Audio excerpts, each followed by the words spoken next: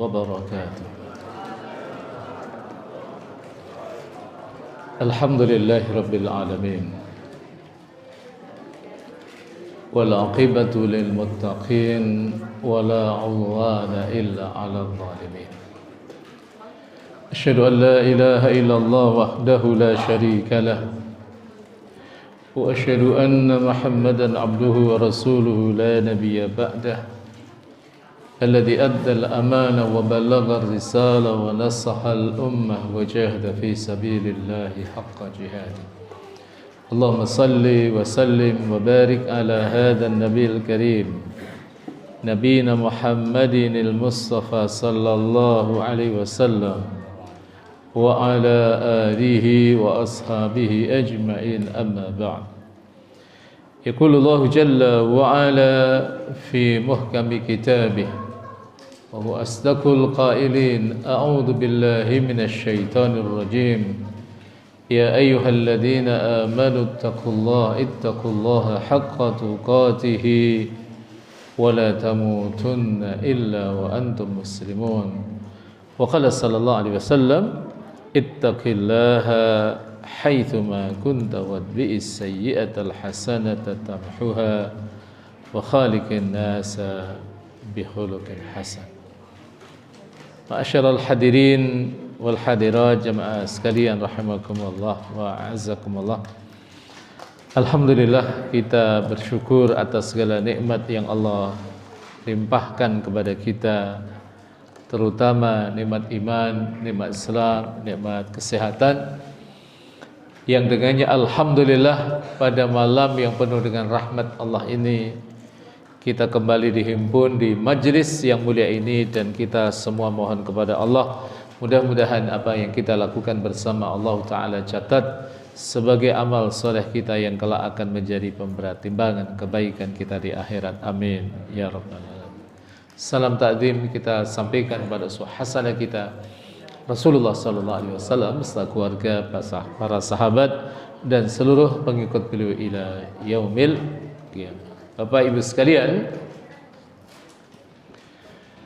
kajian sirah nabawiyah kita pada malam hari ini mengambil tema tahannus di Gua Hira dan permulaan wahyu. Setelah di pertemuan yang lalu kita membahas tema tentang membangun Ka'bah. Nah, apa item-item yang kita bahas pada tema ini? Yang pertama tentang tahannus di Gua Hira. Tentang tahannus di Gua Hira. Yang kedua tentang permulaan wahyu. Yang ketiga wahyu pertama dan penciptaan manusia. Yang keempat tentang perasaan Rasul sallallahu alaihi wasallam ketika mendapatkan wahyu, dan yang terakhir adalah hikmah dan pengajaran. Cukup insyaallah sampai jam 9 atau sampai Isya? Insyaallah. Ini yang pertama terkait dengan masalah tahannus, atau juga disebut dengan ikhtila, menyendiri di Gua Hira. Jadi itu gambar Gua Hira-nya. Biasanya kalau kita di Makkah dan kita melakukan city tour, itu tempat yang terakhir kita kunjungi. Kita kalau pas di Makkah itu kan rutenya biasanya awalnya kan kita dari Gua Sur, tempat bersembunyinya Rasul sallallahu alaihi wasallam saat beliau hendak dibunuh oleh orang-orang kafir Quraisy. Itu Rasul sallallahu alaihi wasallam sembunyi, Pak. Jadi ada Gua Sur, ada Gua Hira. Jadi kalau Gua Sur itu tempat persembunyiannya Rasul, dan Rasul pada waktu itu bersama dengan sahabat Abu Bakar. Dan di situ ada beberapa orang-orang yang punya jasa kepada Rasul sallallahu alaihi wasallam. Pertama Abu Bakar itu sendiri. Yang kedua nanti putrinya Abu Bakar As-Siddiq yang bernama Asma bintu Abi Bakar. Itu yang mensuplai makanan. Dan itu rumahnya Asma dengan Gua Thur itu sekitar 6 kilo, Pak. Jadi kalau bolak-balik berarti 12 kilo. 12 kilo itu kalau dari Masjid Ad-Da'wah kira-kira sampai mana, Pak? Blok M. Itu dalam keadaan hamil, Bu. Asma waktu itu hamil. Makanya beliau kemudian mengikat perutnya itu dengan selendang. Jadi beliau itu membawa 2 selendang, satu untuk mengganjal perutnya karena memang hamil tua, dan satu lagi digunakan untuk membawa makanan. Maka Asma bintu Abi Bakar itu masyhur dengan sebutan Dzatun Nitaqain, wanita yang memiliki 2 selendang. Itu wanita hebat. Nanti ada satu lagi yang punya peran sangat-sangat besar juga dalam perjalanan hijrah Rasulullah sallallahu alaihi wasallam, namanya Amir bin Fuhairah. Ini yang mengecoh orang-orang kafir Quraisy dengan cara beliau menggembala kambing di area Gua Thur itu. Dan kambing-kambing itu sengaja diperintahkan atau dikondisikan untuk menghilang jejak perjalanan Rasul sallallahu alaihi wasallam. Itu kan padang pasir, Pak. Kalau dilewati itu kan ada jejak-jejaknya kan. Itu cara menghilangkan itu. Amir bin Fuhairah itu menggembala di sekitar Gua Thur. Sangat profesional sekali. Jadi kerja-kerja profesional itu bukan hari ini saja, pada masa Rasul sallallahu alaihi wasallam kerja-kerja profesional itu luar biasa. Sekalipun memang di situ jelas ada pertolongan Allah Subhanahu wa taala karena Nabi itu mendapatkan fasilitas namanya ismah. Ismah itu perlindungan, orangnya namanya maksum. Jadi Nabi itu maksum, beda dengan kita. Sekalipun ada yang namanya maksum tetap saja enggak maksum. Itulah bedanya kita dengan Rasul sallallahu alaihi wasallam. Nah, kalau Gua Hira itu biasanya nanti usai dari dari Gua Thur kita sebentar. Setelah itu menapaki haji kan kita ke Mina, kemudian kita ke Arafah, gitu kan. Setelah itu nanti kita keluar biasanya ambil untuk umroh lagi ke kawasan Za'rah. Nah, ini yang sudah pernah ke sana ini merefresh, Pak. Itu pasti ingat itu. Nanti dari Za'ronah kemudian kita pulang nanti melewati tempat ini yang namanya Jabal Nur. Di situ ada gua namanya Gua Hira. Disitulah Rasulullah sallallahu alaihi wasallam bertahanus, berikhtilaf menyendiri di Gua Hira. Mendekati usia 40 tahun mulailah tumbuh pada diri Nabi sallallahu alaihi wasallam kecenderungan untuk melakukan uzlah, melakukan kontemplasi. Dan itu dalam satu riwayat dikatakan Rasul sallallahu alaihi wasallam kadang itu di Gua Hira itu kadang 10 malam, kadang lebih, kadang 1 bulan, Masya Allah. Itu yang menjadi pertanyaan. Itu kira-kira waktu Rasul pulang bawa oleh-oleh untuk istrinya atau enggak, Pak? Enggak ada yang jualan ternyata.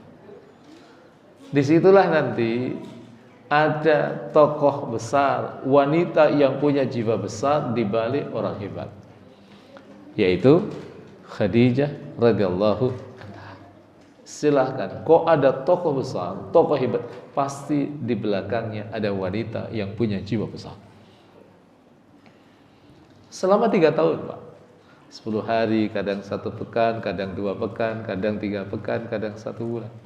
Nah, nanti tahun ketiga, ini selama 3 tahun ketiga itu mulai intens. Puncaknya nanti Rasul sallallahu alaihi wasallam ketika berusia 40 tahun beliau kedatangan malaikat Jibril untuk menyampaikan wahyu pertama kali kepada Rasul sallallahu alaihi wasallam, dan surat itu adalah surat Al-Alaq. Surat Al-Alaq ini memberikan edukasi kepada kita agar umat Islam itu punya tradisi literasi, punya tradisi membaca, bukan mendengar. Tapi sayangnya kita ini kan suka mendengar atau suka membaca, Bapak Ibu? Halo? Suka membaca atau suka mendengar? Mendengar. Jadi seakan kalau urusan baca itu urusan ustadz lah itu. Enggak, kita harus bangun tradisi literasi, tradisi membaca. Karena apa? Surat yang pertama kali turun itu adalah surat Al-Alaq, yang ini mengajarkan kepada kita tentang pilar-pilar peradaban. Allah Ta'ala berfirman, A'udzu billahi minasyaitonir rajim. Bismillahirrahmanirrahim. Iqra bismi rabbikal ladzi khalaq. Iqra, bacalah Muhammad, bismi rabbikal ladzi khalaq, dengan nama Tuhanmu yang telah menciptakan. Ada poin-poin penting di sini. Pertama, Iqra. Jadi Allah itu memberikan wahyu pertama kali pada Rasulullah sallallahu alaihi wasallam, tidak sholli salat, tidak sum, tidak puasa, tidak kemudian perintah yang lainnya, tapi kita diperintahkan untuk membaca. Membaca ini adalah jendela ilmu pengetahuan. Karena kita sudah dekat dengan bulan Ramadan, saya menyisipkan sedikit. Kalau persiapan-persiapan nanti ustaz-ustaz lainlah yang membahas. Tapi saya ingin sedikit masuk, apa sih yang harus kita programkan selama bulan Ramadan? Paling tidak ada 3 yang harus kita programkan. Apa 3 hal yang perlu kita programkan? Pertama, peningkatan kualitas wawasan keislaman kita. Ini penting. Jadi ilmu kita itu selama Ramadan harus nambah. Caranya bagaimana? Kita harus punya program peningkatan baca literatur keislaman. Kita mulai dari yang paling asas, yaitu Al-Quran. Baca Quran, dan insya Allah ini jamaah sekalian, kalau bulan Ramadan khatamnya berapa kali Bapak Ibu? 5 kali atau 6 kali? Halo? Berapa kali Bapak Ibu? Atau sesampainya Pak? Jawabannya sesampainya gitu. Enggak lah, di program Pak. Apalagi yang masih muda-muda itu paling enggak ya 6 kali lah. Kenapa katakan saya 6 kali? Karena Al-Imam Syafi'i rahimahullah, kalau bulan Ramadan itu menghatamkan Quran itu rata-rata 60 kali Pak. Salasina marratan fi salatih, 30 kali dalam salatnya, wa salasina marratan kharija salatih, 30 kali di luar salatnya. Saya waktu pertama kali mendengar riwayat itu, saya juga agak ragu juga Pak. Mosok sehari hatam 2 kali. Tapi saya pelan-pelan ingat, oh iya, Imam Syafi'i itu kan hafal Quran. Usianya 7 tahun itu sudah hafal Quran.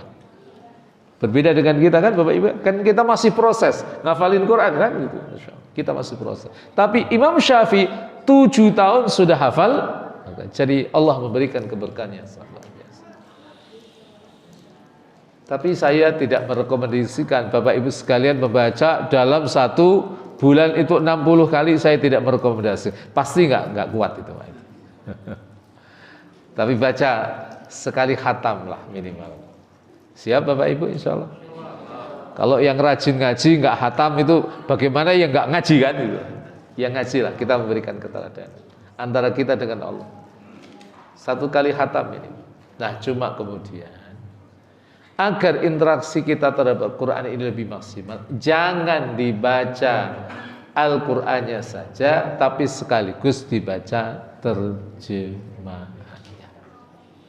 Ada Bapak Ibu yang sudah hatam baca terjemahan Al-Quran? Terjemahan Al-Quran 30 juz, sudah ada? Kalau belum ada, baca selama Ramadan dengan target sesuai dengan kemampuan kita.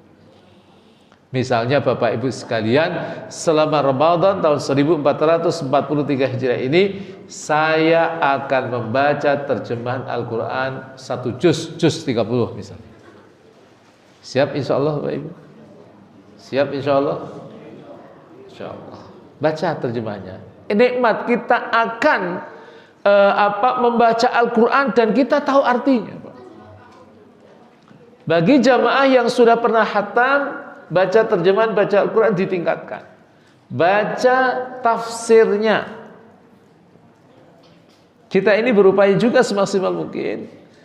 Kalau bisa selama hidup kita ini ada 1 kitab tafsir utuh yang kita baca secara terstruktur dari awal sampai akhir.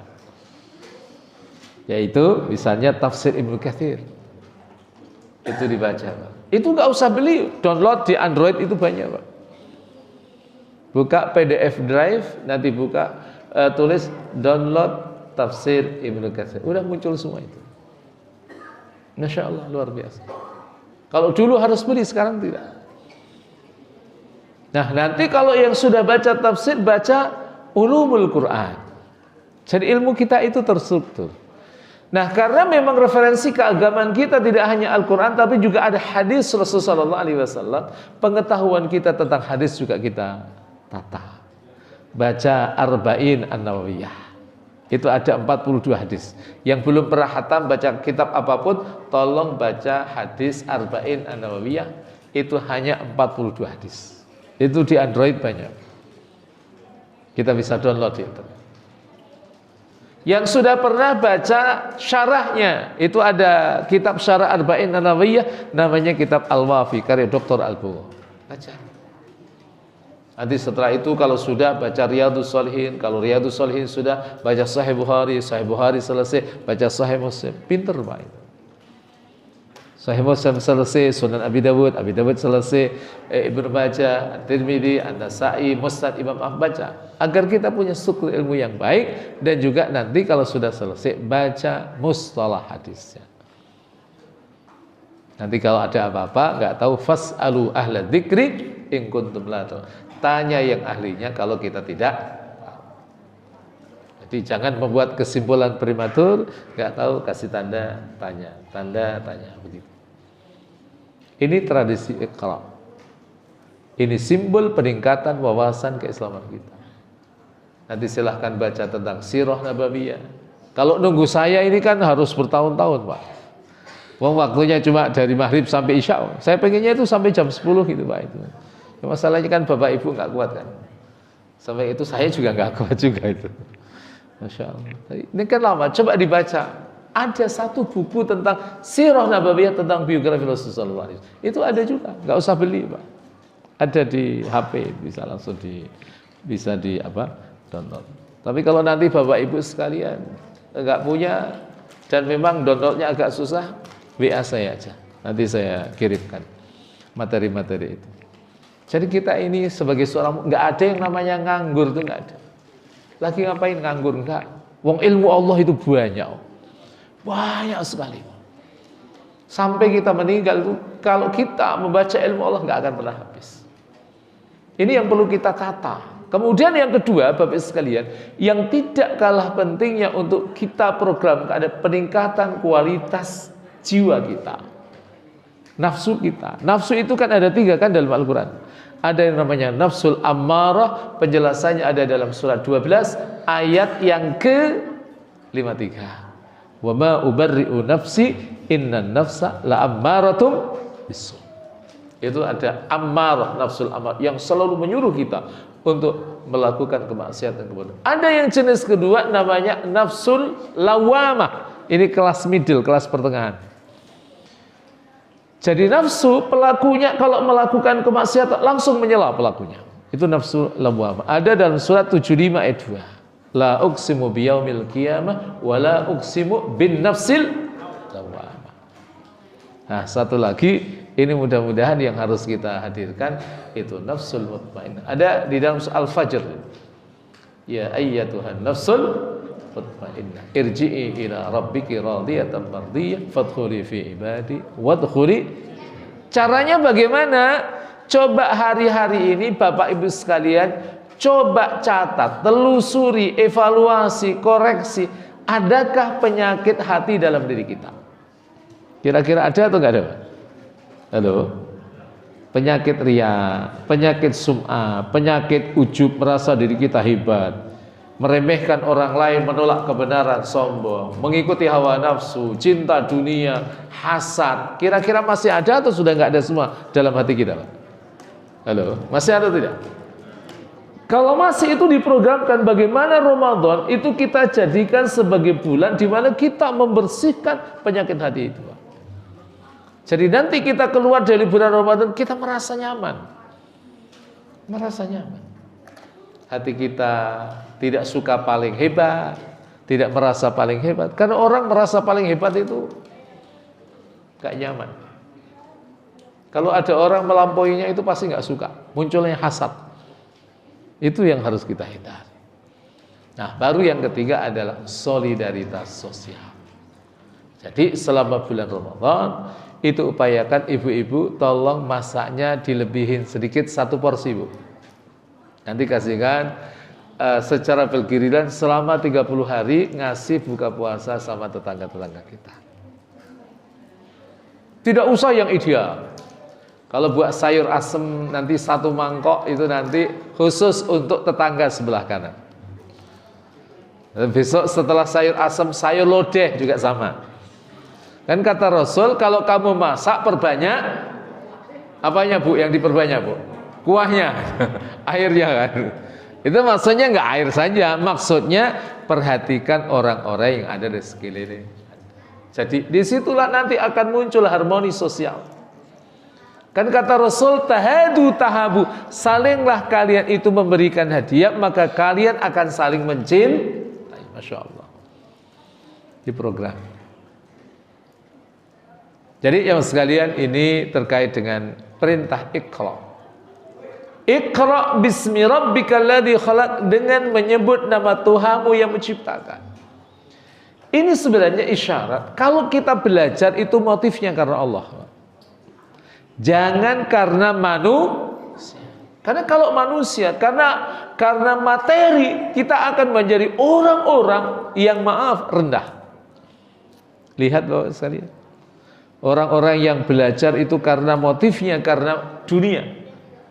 Setelah dia nanti sukses di dunia pendidikan, apa yang terjadi? Ia selalu mengejar-ngejar dunia. Pokoknya dengan cara apapun, yang terpenting itu ia mendapatkan materi. Itu kecewa, Pak. Orang seperti itu tidak akan pernah bahagia kalau setiap saat yang dikejar adalah dunia. Itu bismi rabbikal ladzi khalaq khalaqal insana min yang telah menciptakan manusia min alaq, dari segumpal darah. Perhatikan baik-baik. Ini ayat Bapak Ibu sekalian, di Eropa itu ada seorang dokter yang ia punya kegemaran ilmu bahasa, ilmu linguistik, yang masuk Islam gara-gara ayat ini. Apa yang unik dari ayat ini? Pertama, Allah katakan khalaqal insana.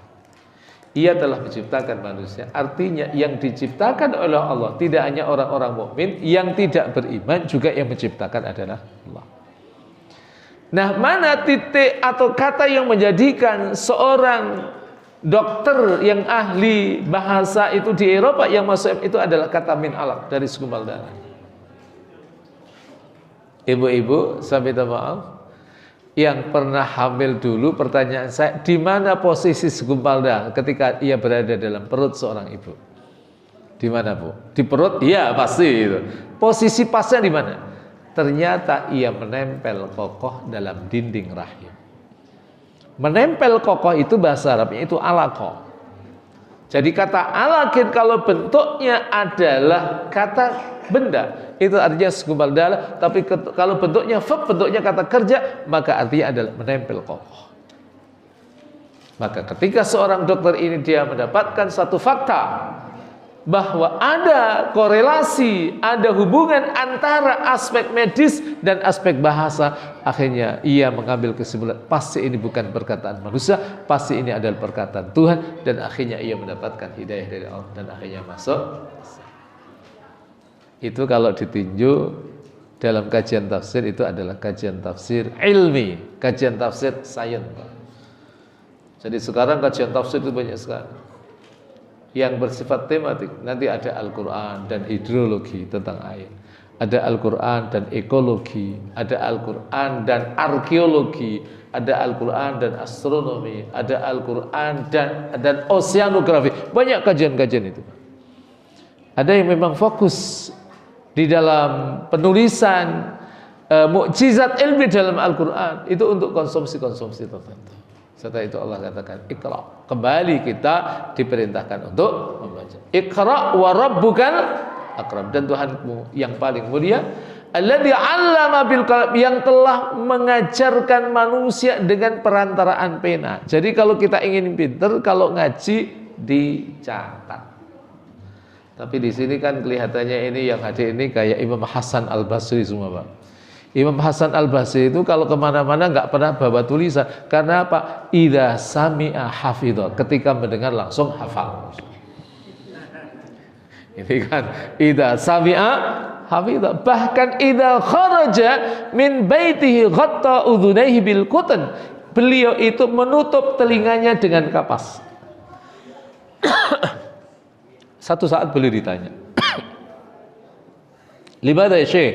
Tughatti udhunaika bil qutan." Kenapa kau tutup dua telinga kamu itu dengan kapas? Apa jawab beliau? "Khiftu an ahfadha kullama asma." Aku takut kalau semua yang aku dengar itu hafal. Kalau kita semua yang kita dengar insya Allah hafal atau insya Allah lupa, Pak? Atau sebagian hafal, sebagian lupa? Yang sebagian hafal itu sebagian besar atau sebagian kecil? Ini bil qalam, Pak. Qalam itu sekarang ya sudah berubah. Wong kita juga jarang pakai pulpen. Kalau ada apa-apa ditulis di HP, ditulis di laptop. Itu kan dinamisasi kehidupan. Allamal insana ma lam ya'lam, yang telah mengajarkan manusia. Jadi yang diajar oleh Allah Subhanahu wa taala, diberi ilmu oleh Allah itu tidak hanya orang mukmin, tapi orang-orang non. Karena kata yang digunakan oleh Allah adalah al-insan, manusia. Allamal insana ma lam ya'lam. Nah, setelah itu jemaah sekalian, saya kembali ke depan dulu. Ini terkait dengan wahyu pertama. Jadi kira-kira Rasulullah SAW usia sekitar 40 tahun, Rasulullah SAW sering menjadi bertafakur di Gua Hira. Gua itu terletak di Bukit Hira, sekitar 6 km di sebelah barat laut dari kota Makkah. Tingginya ada sekitar 155 cm dan bisa memuat 4 orang. Di gua ini beliau beribadah sepanjang Ramadan. Di gua ini pula beliau menerima wahyu pertama kali tanggal 17 Ramadan 12, ya kan? Tanggal 17 Ramadan, satu kenabian. Ya kan? Satu kenabian bertepatan dengan 6 Agustus 610 Masehi. Nah, cuma di sini kemudian ada pertanyaan, Pak. Pertanyaannya kan begini. Dalam narasi ini ditulis itu turun pada tanggal 17 Ramadan. Padahal Al-Quranul Karim mengatakan dalam surat Al-Qadar yang Bapak Ibu semuanya hafal. Allah katakan, A'udzubillahi minasyaitonirrajim, Bismillahirrahmanirrahim. Inna anzalnahu fi lailatin. Sesungguhnya kami telah menurunkannya pada malam Qadar, malam kemuliaan. Pertanyaan saya, Bapak Ibu sekalian, malam Lailatul Qadar itu tanggal berapa? Riwayat yang masyhurkan al-ashrul awakhir min Ramadan kan 10 hari terakhir pada bulan Ramadan. Ini kok tanggal 17 turunnya Al-Qur'an? Gimana? Berarti ini diganti atau gimana ini, Pak? Jadi begini, Pak. Al-Qur'anul Karim itu turun dalam 2 tahap. Pertama dari Lauhil Mahfuz Allah turunkan transit dulu di satu tempat namanya Baitul Izzah. Baitul Izzah itu yang disebut dengan langit bumi. Ini diturunkan secara totalitas dan itulah yang dimaksud dengan surat Al-Qadar, Inna anzalnahu fi lailatul qadar. Itu konteks turunnya Al-Quran secara totalitas. Nanti yang kedua dari Baitul Izzah, dari Sama'ud dunia langit bumi ini kepada Rasulullah SAW dalam durasi waktu 22 tahun, 2 bulan dan 22 hari. Itu yang dimaksud oleh Allah dalam surat 15 ayat ke-9, surat Al-Hijr. Inna nahnu nazzalna dzikra wa inna lahu lahafidh. Sesungguhnya kami telah menurunkan adzikr, peringatan itu Al-Quran, dan kami benar-benar menjaganya. Kalau dalam surat Al-Qadar Allah menggunakan kata anzalna, tapi kalau dalam surat Al-Hijr Allah mengatakan nazzalna. Jadi ternyata kata anzalna dan nazzalnya itu punya pengertian yang berbeda. Anzalna itu turun secara totalitas, sementara nazzalnya turun secara Jadi Quran itu nggak ada kontradiksi satu dengan yang lain, tuh nggak ada, Pak. Tapi itu kita harus punya ilmu, Pak. Nah, jemaah sekalian, bagaimana perasaan Rasulullah SAW ketika beliau mendapatkan wahyu? Ini Ummul Mukminin Aisyah meriwayatkan. Mungkin di antara kita ada yang berkata begini, Aisyah waktu itu kan belum siapa-siapa. Yang saya maksud belum siapa-siapa itu belum jadi istri Rasulullah sallallahu alaihi wasallam. Kok beliau bisa meriwayatkan? Iya, ketika nanti setelah hidup dengan Rasul sallallahu alaihi wasallam, maka Rasul sallallahu alaihi wasallam menginformasikan apa yang beliau alami kepada istrinya, yaitu Aisyah. Nah, di dalam Sahih Bukhari itu dikatakan awal permulaan wahyu kepada Rasul sallallahu alaihi wasallam adalah ar-ru'yah as-shadiqah, mimpi yang benar. Mimpinya seorang nabi itu pasti benar dan itu adalah wahyu. Beliau tidak melihat satu mimpi kecuali mimpi tersebut datang seperti cahaya subuh. Kemudian beliau menyendiri di Gua Hira untuk beribadah beberapa malam sebelum kembali ke keluarganya dan mengambil bekal untuk kegiatannya. Itu sampai beliau dikejutkan oleh kedatangan malaikat Jibril pada saat berada di gua. Maka beliau kemudian Jibril berkata, "Iqra ya Muhammad." Tapi beliau mengatakan, "Ma ana biqarin." Baca. Kalau Nabi mengatakan, "Aku enggak bisa baca." Dan itu diulang sampai 3 kali sambil kemudian setelah itu malaikat Jibril mentender kepada Rasul sallallahu alaihi wasallam dengan baca, "Iqra bismi rabbikal ladzi khalaq, khalaqal insana min 'alaq, Iqra wa rabbukal akram alladzi 'allama bil qalam, 'allamal insana ma lam ya'lam." Misabat wahyu Rasul sallallahu alaihi wasallam itu kira-kira kondisinya biasa atau gemeteran, Pak? Gemeteran.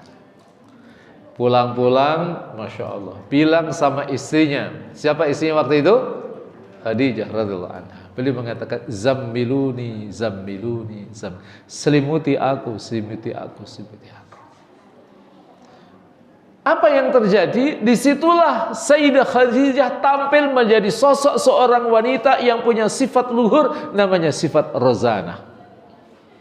Jadi kalau bapak-bapak sekalian, kok istrinya punya sifat rozana, saya yakin bapak adalah orang-orang yang beruntung.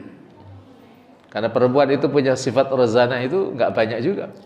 Apa itu rozana? Al-hudu fi muwajahatil umur. Tenang di dalam menghadapi masalah. Bu,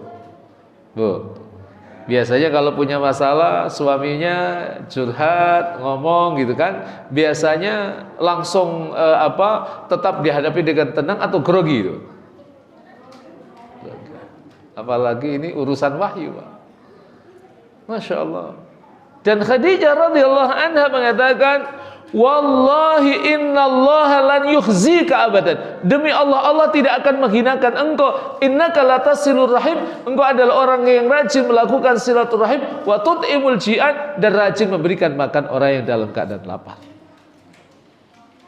Seorang suami ketika ia sedang dalam keadaan gundah, lalu istrinya menenangkan seperti itu, insya Allah tetap gundah atau pelan-pelan meraih tenang, Pak. Tenang. Itu ibu. Jadilah wanita seperti Khadijah. Dan saya ingin sampaikan pada ibu-ibu sekalian, bercita-citalah nanti di akhirat bersama dengan Ummul Mukminin Khadijah radhiyallahu anha. Bu, selama ini sudah punya cita-cita nanti di akhirat sama Ummul Mukminin Khadijah atau belum, Bu? Sudah pernah dicita-citakan atau belum, Bu? Atau yang penting masuk surga? Ya kan, cita-cita kita tentang surga ini kan satu dengan yang lain beda-beda, Pak. Ada yang cita-citanya agak definitif, tapi ada cita-citanya umum, yang penting masuk surga. Bahkan ada juga yang mengatakan di empernya nggak apa-apa, Ustaz itu. Ini orang dapat bocoran kalau surga ada empernya dari siapa gitu. La haula wala quwata illa billah. Jangan begitu, jangan begitu. Kita definitifkan bisa bersama dengan Rasulullah, di surga bersama dengan Rasulullah, bersama dengan keluarga kita, bersama juga dengan ummahatul mukminin, ya ibu-ibu, yaitu istri-istri Rasul sallallahu alaihi wasallam. Kalau kita punya cita-cita besar seperti itu, apa yang harus kita lakukan? Duplikasi sifat keluhuran istri Rasulullah SAW, yaitu sifat rozana. Tenang, luar biasa. Itu Ummul Mukminin Khadijah radhiyallahu anha. Nah, Rasulullah SAW menginformasikan itu kepada Ummul Mukminin Aisyah radhiyallahu anha, yang dinikahi oleh Rasulullah SAW di usia yang masih kecil, usia 7 tahun. Tapi nanti Rasul menggaulinya ketika sudah usia 9 tahun, sudah haid. Yang ini di luar sana, Pak, Masya Allah banyak ungkapan-ungkapan miring yang dikatakan oleh para Islamolog, para orientalis terkait dengan Rasul sallallahu alaihi wasallam dalam pernikahan beliau dengan Ummul Mukminin Aisyah radhiyallahu anha. Rasul itu pengidap pedofilia lah. Jadi kecenderungan seksual terhadap anak kecil macam-macam lah. Tapi ternyata para ulama-ulama kita sudah menjawabnya dengan baik bahwa pernikahan Rasul sallallahu alaihi wasallam dengan Aisyah itu adalah perintah Allah. Dan itu Bapak Ibu sekalian, perintah Allah yang itu tujuannya apa? Agar Ummul Mukminin Aisyah ini nanti menjadi penyambung dakwah Rasul sallallahu alaihi wasallam. Karena memang ada masalah-masalah dalam ajaran Islam ini yang cocok itu menyampaikannya adalah perempuan. Coba kalau kita ngajar, Bu, ibu-ibu diajar fikih bab tentang haid, bab tentang istihadah, bab tentang wiladah, tentang nifas, yang ngajar ustadz kira-kira nyaman atau enggak nyaman? Kurang nyaman kan? Tapi kalau yang ngajar perempuan nyaman. Makanya Ummul Mukminin Aisyah itu didesain oleh Allah, disiapkan menjadi penyambung dakwah Rasul sallallahu alaihi wasallam. Tumbuh dalam kondisi amanah, dalam kondisi pendidikan Rasul sallallahu alaihi wasallam. Sehingga sejarah mencatat betapa Ummul Mukminin Aisyah ini adalah perawi hadis paling banyak nomor 1 di kalangan perempuan.